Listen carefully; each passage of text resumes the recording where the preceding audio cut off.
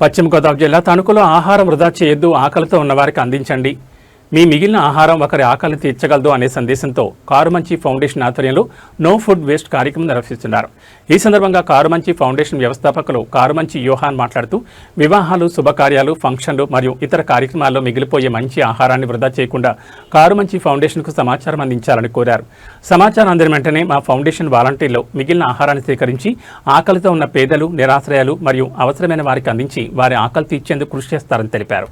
మన ఇంట్లో మిగిలిపోయిన ఆహారం మనకు సాధారణంగా కనిపించవచ్చు, కానీ అదే ఆహారం ఆకలితో ఉన్న ఒక వ్యక్తికి ఎంతో విలువైంది.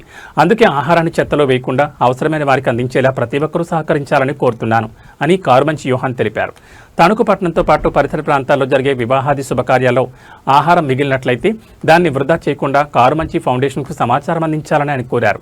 ప్రజల సహకారంతో నో ఫుడ్ వేస్ట్ కార్యక్రమాన్ని మరింత విస్తృతంగా నిర్వహించి ఆహారం వృధా కాకుండా చూడడంతో పాటు ఆకలితో ఉన్న మరింత మంది నిరుపేదలకు ఆహారం అందించేందుకు కృషి చేస్తామని తెలిపారు.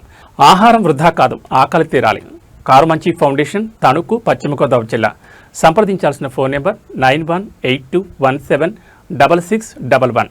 కారుమంచి ఫౌండేషన్ వ్యవస్థాపకులు కారుమంచి యోహాన్, ఫౌండేషన్ సభ్యులు ఉండ్రాజవరపు రామ్ చరణ్, కారుమంచి ఇసాక్, ఎర్రంశెట్టి సూర్య, వీర్రాజు, కళ్యాణి తదితరులున్నారు.